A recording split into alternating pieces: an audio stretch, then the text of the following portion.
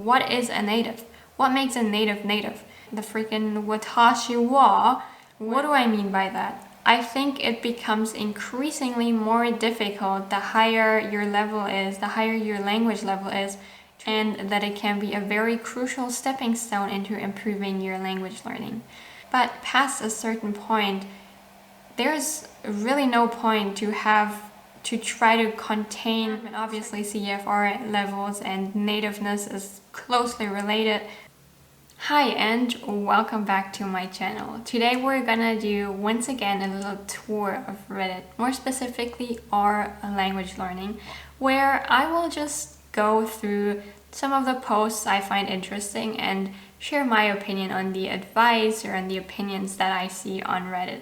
I had a lot of fun doing this last time because there are a lot of things on Reddit, some of which are really good advice and some of which are rather questionable. So let's get right into it. Okay, we did find a pretty interesting post here that reads, "Serious question. Is this kind of tech going to eventually kill language learning in your opinion?" And then it says, Google Pixel Buds for $159 can translate 40 languages in real time in your ear. I have some thoughts on this. I think there are two sides to the whole, instant translation right into your ear over 40 languages. You don't need to learn a language anymore, communication, blah, blah, blah, devices, whatever.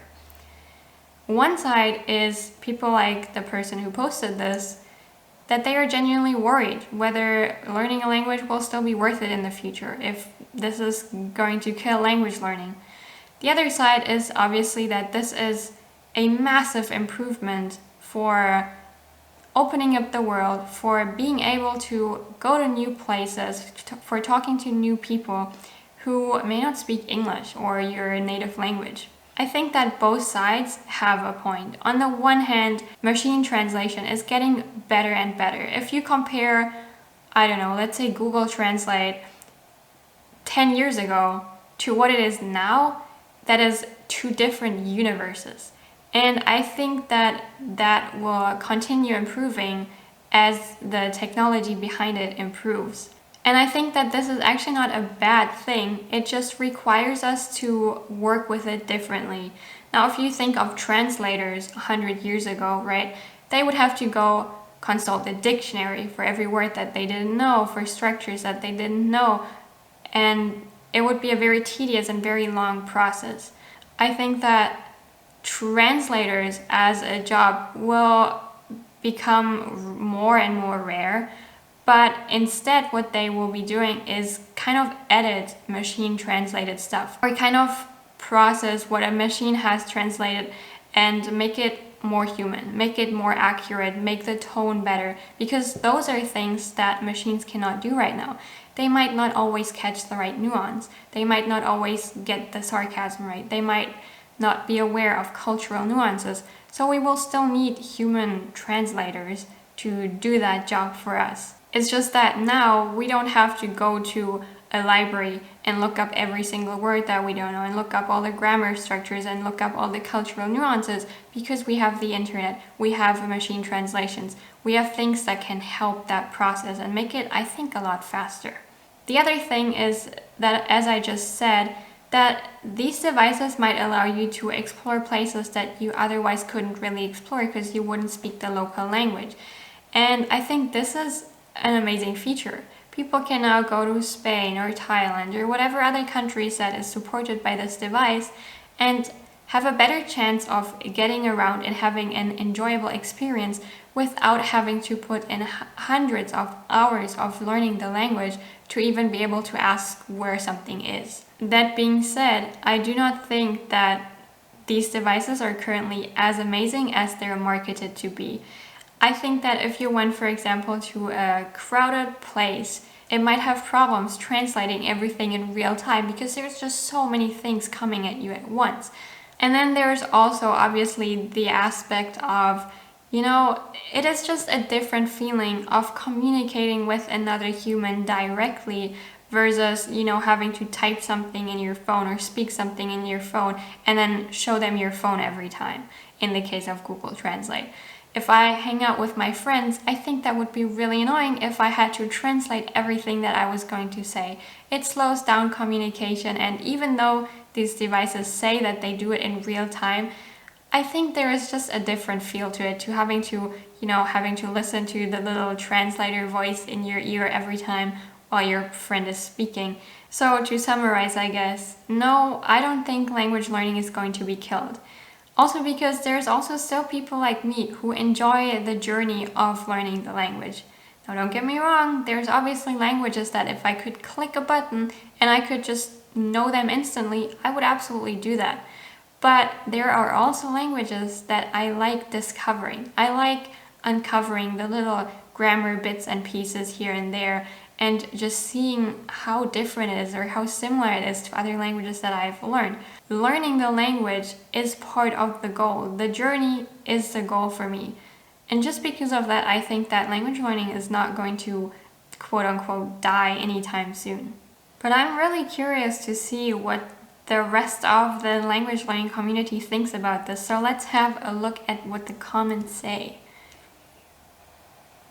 I think that these people, for example, have a really fair point. There's two sides to it. Some people want to really understand the language, really want to see the different nuances that every language has, where some people just want to get around. They don't care about the nuance of what is said while someone is explaining the way to them. I think for things like that, it is really valuable to have a kind of machine translator with you. Okay, I think this one might also be interesting. It reads, are these sentences an accurate measure of CEFR levels? CEFR levels being your estimated proficiency in a language, I guess. And then this is, I think, taken from Duolingo, and there are 6 different sentences or little texts that are supposed to kind of give you an idea of what kind of grammar and what kind of vocab you need to know at the different levels. Now we go from very simple, the cat is not playing at A1, to a very long sentence with a bunch of weird word, kinetic force, and shed its lethargic nature and engaging in jollity. Now this is all nice and well, but I do think that there are problems with the CEFR scale, and especially with things like this graph, where you're trying to squeeze certain grammatical structures and certain words into levels that they might not be.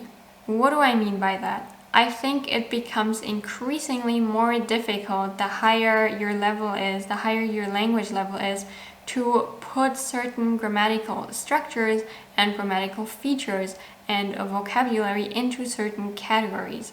Now, if you're just barely starting out, then it can be helpful to know, okay, this is what I'm supposed to know as a beginner, rather than going into really advanced topics or quote-unquote advanced topics, going into really complex grammatical features that you may struggle with if you don't know the basics.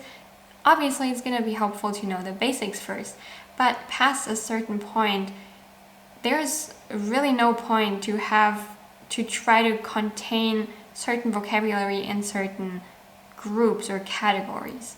Right now, I'm not even sure how they decide to categorize the vocabulary. How do they know that a word is an A1 word or a B2 word? I think it might be by frequency or by perceived usefulness, but then again, usefulness is very subjective and kind of a bad measure for usefulness is just a weird term in language learning in general, but I'm going to get into that another time.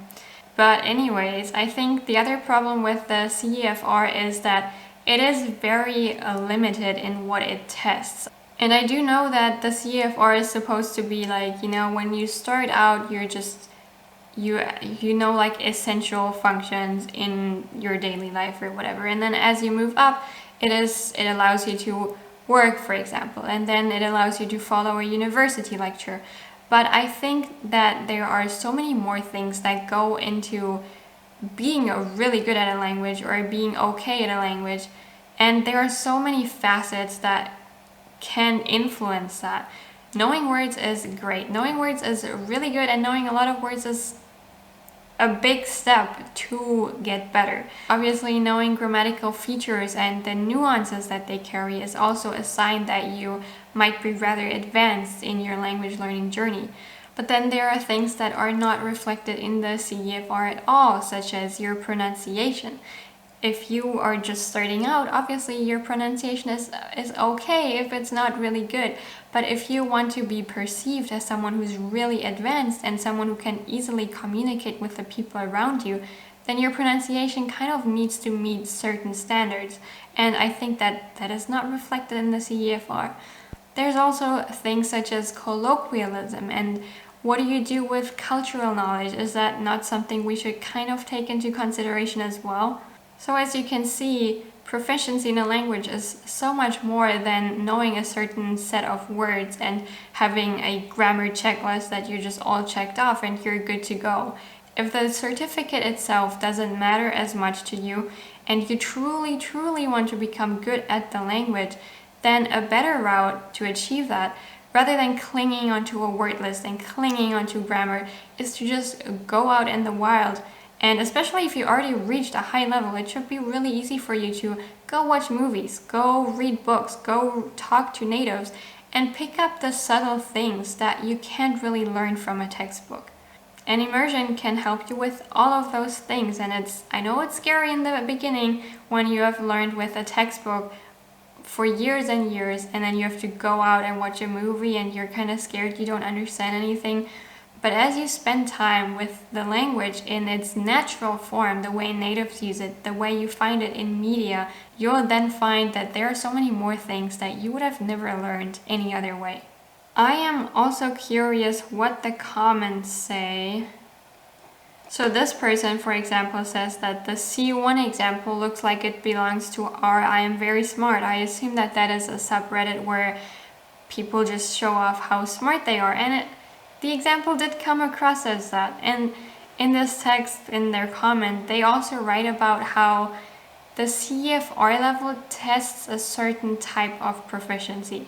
But it is not a proficiency that if you go to a native speaker, they will be like, oh, you know the word, whatever word they had up there, and they're going to be impressed by that. It is, to me at least, it is more about the ease with which you can communicate to other people.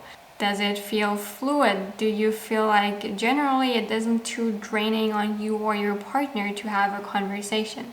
Things like that is something that you will reach as you get more proficient. And then this other person commented, plus it's weird to me that certifications don't place much emphasis on pronunciation. An excellent vocabulary won't help if a native speaker can't understand you.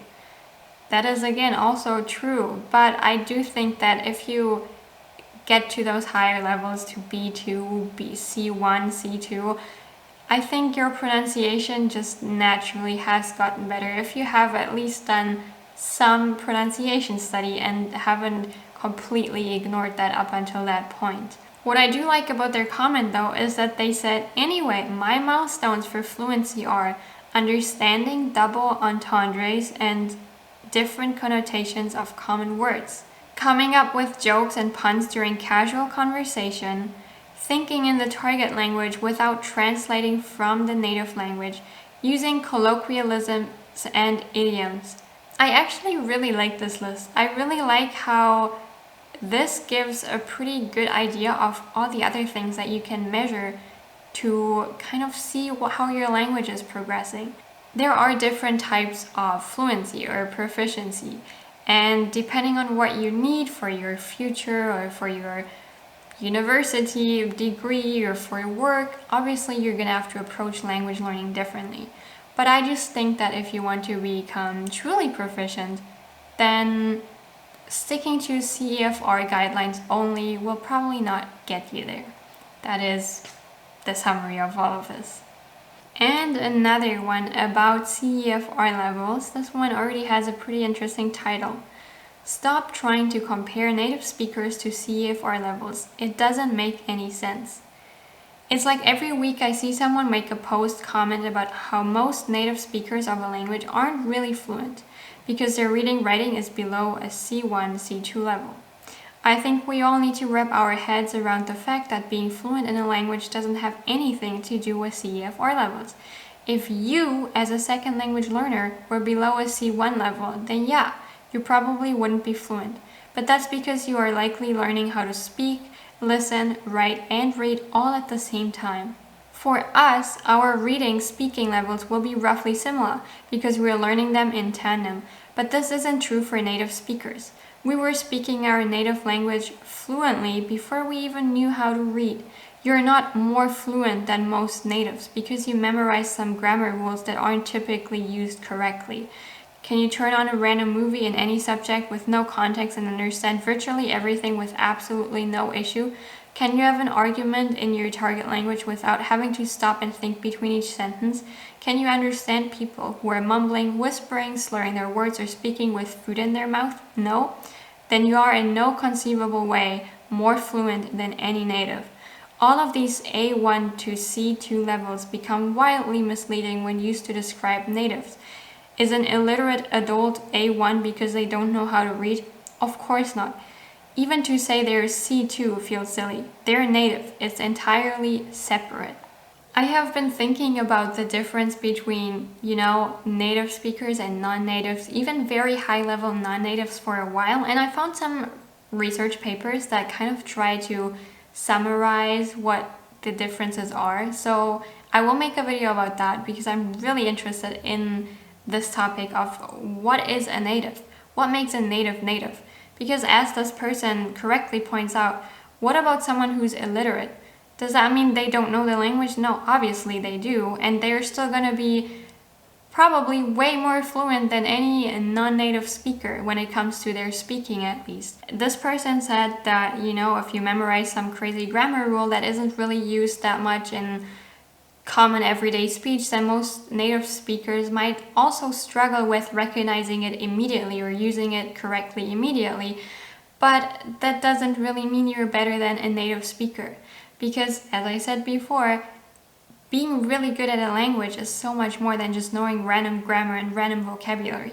Yes, again, knowing a lot of grammar and knowing a lot of words is really good. That means you're probably better than someone who just started learning the language. But at the same time, there's other things that go into speaking the language fluently. We already talked about, colloquialisms, for example. We talked about idioms. We talked about making jokes, and all these things are also valid. Being native is so much more than just knowing a bunch of random words and a bunch of random grammar that is rarely used. Because even the knowledge that those things aren't used as often is something that a native speaker has. Native speakers are really good at kind of saying like, yeah, this is not really used in common everyday language, and so they won't use it as much. Does that make them dumb? No, that just makes them very well aware of how the language is actually used compared to us second language learners who have to kind of learn these rules, because to us every new grammar rule is just a random rule, but we are unaware of the fact that these rules have different frequencies, that some grammar rules appear so much more frequently than others. But with that being said, what I really want to see is what the comments have to say on this. Whether they generally agree or if they think that this is pretty dumb, and obviously CEFR levels and nativeness is closely related. Let's have a look.